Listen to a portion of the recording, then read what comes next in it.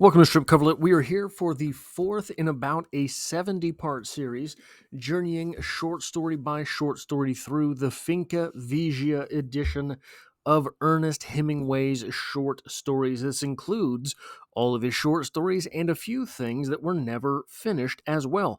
Today's short story, the story in question, is Up in Michigan, a very short story. And well, let's just get into it. So, we have today a So What Happened portion, a Lit Crit portion, and a writer's corner sort of portion where we will talk about some writerly things that maybe we can get out of this story. So, what happened? Jim moves to Horton's Bay, where he catches Liz's eye. She thinks about him a lot, but he does not seem to ever notice her, at least not very much. Jim and a couple other men go on a hunting trip, and Liz and her boss, Mrs. Smith, spend about 4 days making food for the men to take with them. Liz wants to make something special for Jim, but she decides better of it, decides not to do that. She spends a lot of time while they're gone thinking about Jim, possibly even more time than she spends when Jim is in town, and she hopes that something is going to be different when the men get back, but nothing is different, at least not at first. She stays up late that night when the men return. They are drinking and sharing stories, and she is pretending to read a book in the kitchen. Then Jim, drunk, comes into the kitchen and starts touching her. She is scared at first, then she's conflicted about it, and then Jim convinces her to go for a walk. They go to the dock, and Jim forces himself on her. Jim then falls asleep. Liz puts her coat on Jim and goes home. Now, there's a lot of things going on in this short story. First off, I want to make something very clear. I was mistaken. When I did the TBR for this month and I mentioned this short story that we would be getting through Up in Michigan, I said it was one of my favorite Hemingway short stories. I was mistaken. I was confusing Up in Michigan for The 3-Day Below. I don't know how I was making that mistake. They are very different short stories and even have very different titles, but that is where I was. But there's a lot going on in this short story. And there's a lot of debate, scholarly debate, if you look into this short story, as to whether or not the actual act is consummated here. We're never told explicitly this is what happened. It is either implied that it happened, or Jim falls asleep on top of Liz. He is attempting the act and falls asleep. I am more of the impression that he does go through with it, because at the end of that little bit there, oh, where am I? I forgot to highlight it in the document, but we cut straight from Liz being in pain, which we are told that Jim is heavier, that Jim hurts her just by being on top of her. So that does not necessarily indicate that the act was consummated, but we get this directly afterwards. The hemlock planks of the dock were hard and splintery.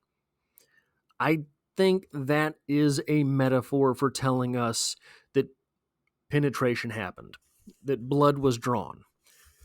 So that is my opinion on that, but I can actually see it both ways. I think that people who, so it is never explicitly told to us, at least through my reading, that that happens.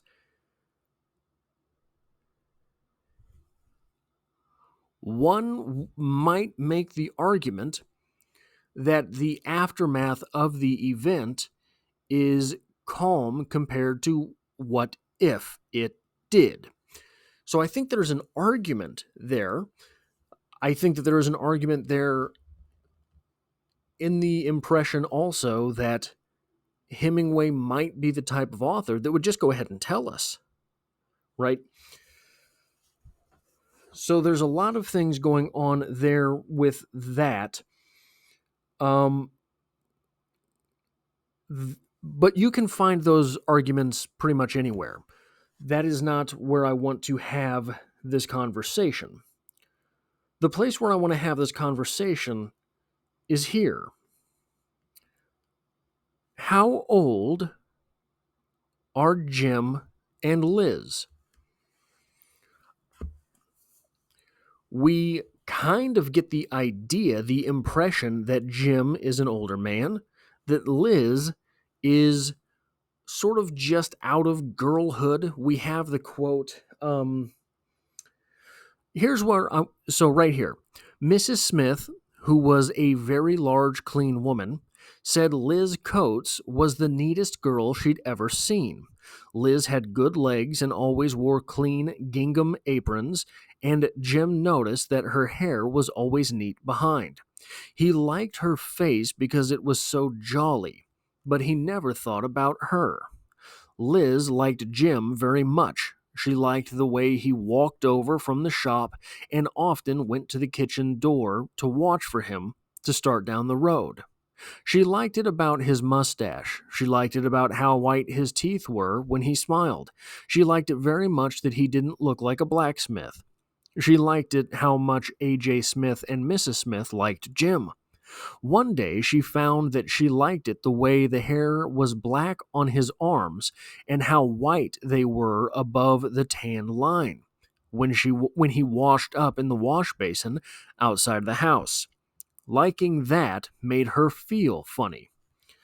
So we do have someone who is not in tune necessarily with their sexuality. But does that make Liz young, or does it make her innocent? The argument could be drawn that she's young because Mrs. Smith refers to her as a girl. However, colloquially, and we're looking at 100-ish-year-old short story, colloquially, girl does not necessarily mean youth. Youth, girl, can mean someone who it can mean a young woman without a family. Now, where is the borderline for that colloquially between that and the spinster status, the old maid status? I don't know. I think that probably classically that age is 30, maybe younger. I don't know.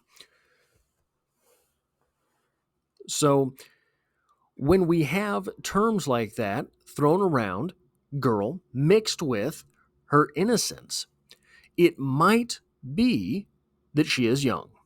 It might be simply that she is a an unmarried woman who is not very experienced. What about Jim? How old is Jim?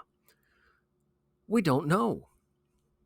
Jim is new in their place, but he has a trade. But how old do you have to have a trade, to be a blacksmith? Well, he bought the blacksmith shop and he lives on top. He bought the blacksmith shop from Old Man Horton. This does not necessarily mean that he is an old man. All this means is that he acquired the business. He is running the business. He's old enough to have a trade. He's old enough to have moved out from Canada, moved down to Michigan. We're going to get back to that. Probably down to Michigan, probably not up from Canada. But what we're doing there is we are probably projecting at least a little bit on these characters. We are probably projecting a little bit of age into Jim and a little bit of youth into Liz, which is a fairly interesting conversation, but I don't think it's the most interesting conversation to have. Here, I think, is the most interesting conversation to have with this short story. Where is Liz from? We have Jim. Jim is from Canada. We're not told that Liz is from anywhere else. Why would we assume that Liz is from somewhere else? Well, Liz seems to be floating here. Mr. and Mrs. Smith, for whom she works, seem to be her only contacts. She does not mention that when the story tells us at the end that she's going home to sleep. Now, I downloaded this from a website and it threw everything off. She walked up the dock to the steep sandy road to go to bed. Does not say to her mother and father's house. Does not say to her own place. In fact, if she does have her own place, why was she at Mr. and Mrs. Smith's so late to see the men that drunk? It seems to me, perhaps, Liz is from some place else as well. It would be unusual in this day and age for a woman to be on her own, especially if she were especially young. So we don't know where she's from, but she notices things that would lead someone to believe that she is not native to where she is staying. This quote here, from Smith's back door. Now, from Smith's back door makes it sound like she is not a Smith, right? So it does not sound like she is Liz Coates, not Liz Smith. From Smith's back door, you could look out across the woods that ran down the lake and across the bay. Okay, that's simple enough. It was very beautiful in the spring and summer. The sky blue and bright, and usually white caps on the lake beyond the point from the breeze blowing in from Charlevoix and Lake Michigan. Okay, fair enough so far. From Smith's back door, Liz could see ore barges way out in the lake going toward Boyne City. When she looked at them, they didn't seem to be moving at all. But if she went in and dried some more dishes and then came out again, they would be out of sight beyond the point. It is hard for me to believe that people who were native to seeing all of these ships moving so slowly would necessarily make the observation that if I am doing this thing and I go and I do something else, when I come back, they will not be there. That is not the observation of someone who sees these ships all the time. Someone who sees these ships all the time knows inherently they move very slowly. So, if Liz is not from there, it seems like she's not. She is unrooted. She has no people there besides her employer. She does not necessarily have a place to speak of. She's just going to bed. She is not familiar with the everyday sights and sounds of the place. Maybe part of her attraction to Jim is that he's the new guy in town as well. He is an outsider as well as is she. Now, Jim is from the north. Jim is from Canada. Probably, right? So the phrase up in Michigan. The title Up in Michigan comes into question. I have seen scholarly articles that say Up in Michigan is a sexual double entendre. Maybe, unless I'm missing something that I don't get it. I mean, up in, okay, I guess. That is the loosest type of entendre one might make. But what if this entire story, as it seems to be, is from Liz's point of view? Liz is living up in Michigan because Liz is from somewhere south. Somewhere south of Michigan, she moved up to Michigan. Now,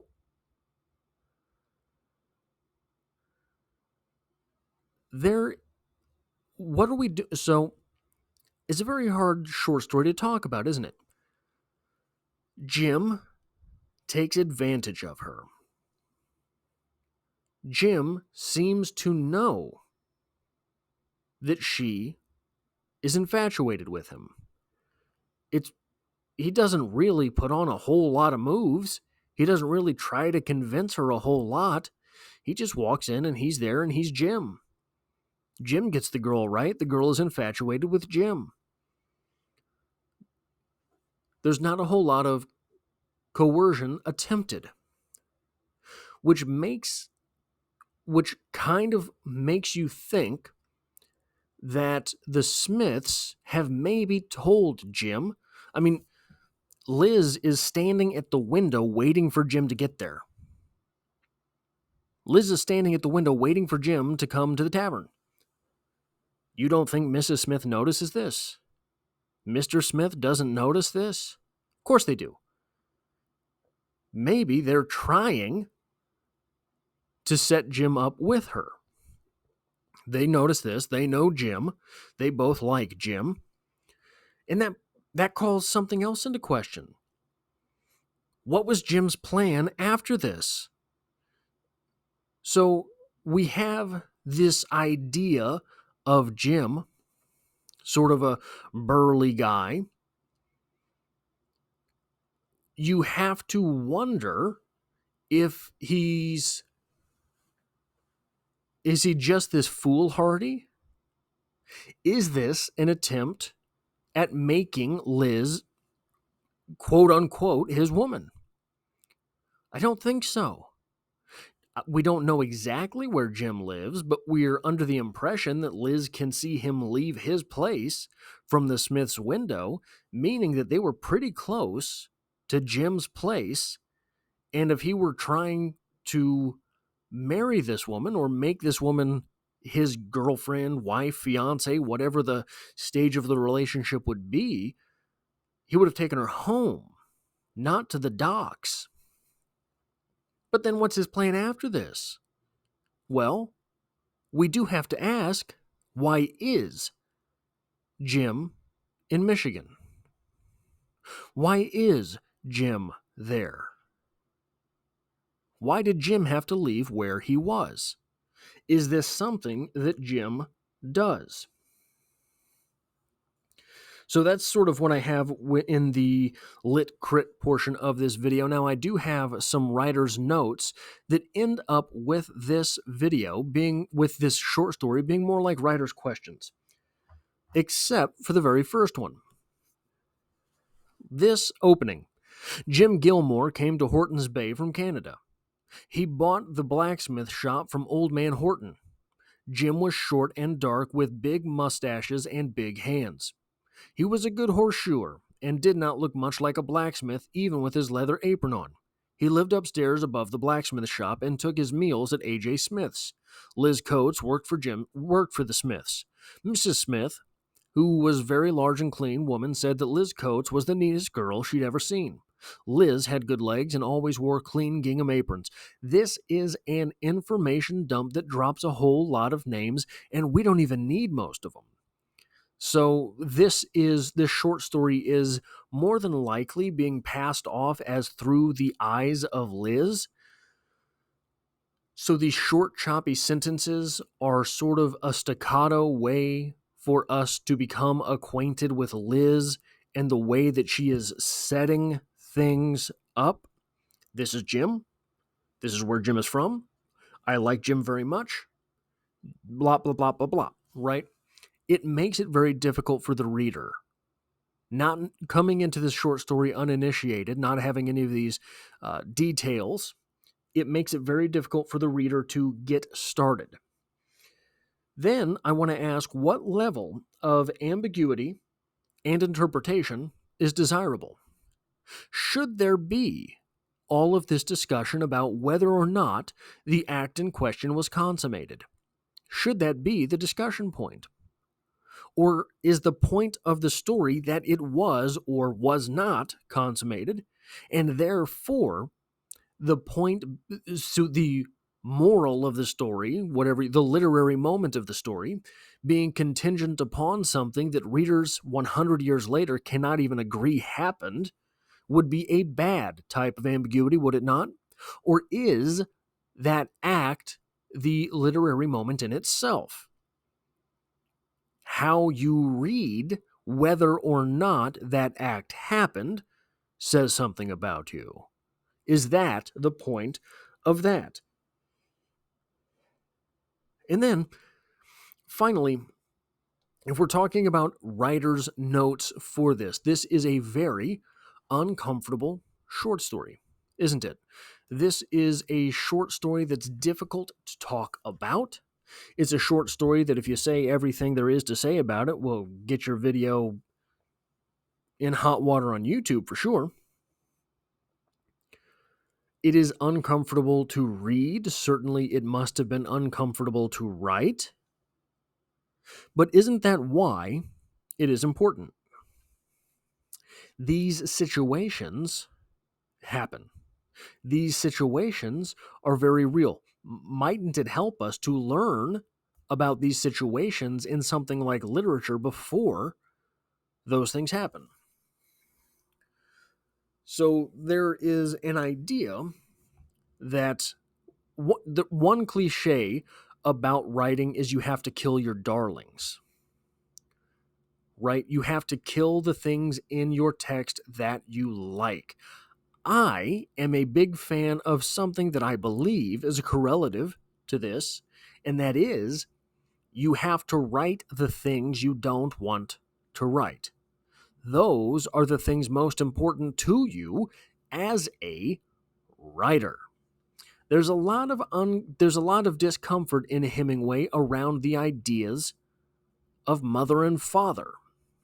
If you know anything about Hemingway, you understand why. There's a lot in Hemingway about self-deletion. If you know Hemingway's past, there's a big reason why. There's a lot of stuff in Hemingway about overbearing women. If you know about Hemingway's past, there's a big reason why. He is concentrating on these things because they are uncomfortable to him. Only there can he, as a writer, find a real modicum of truth, because that's the truth in his real life for which he is searching. How are we to, and that's why literature like this, literature that is not propaganda, does not aim to teach you a lesson. It aims to pose the proper questions. That is what literature, real literature with a capital L, does. It does not try to give you the answers about things. It struggles to ask the appropriate questions. There are a lot of questions happening in this short story. This is a very uncomfortable text. That is why it's important. That's all I have for this, the fourth in a 70-ish part series, journeying short story by short story through the Finca Vigia edition by Ernest Hemingway. If you enjoy or appreciate what I do here, hitting the like button really does help me out on the channel, as it tells YouTube to share this video with other literature lovers. And if you find yourself here by chance but not design, consider hitting the subscribe button in order to stick around for more, because there is always literature to be had on this channel, and I hope to have you back for the next one.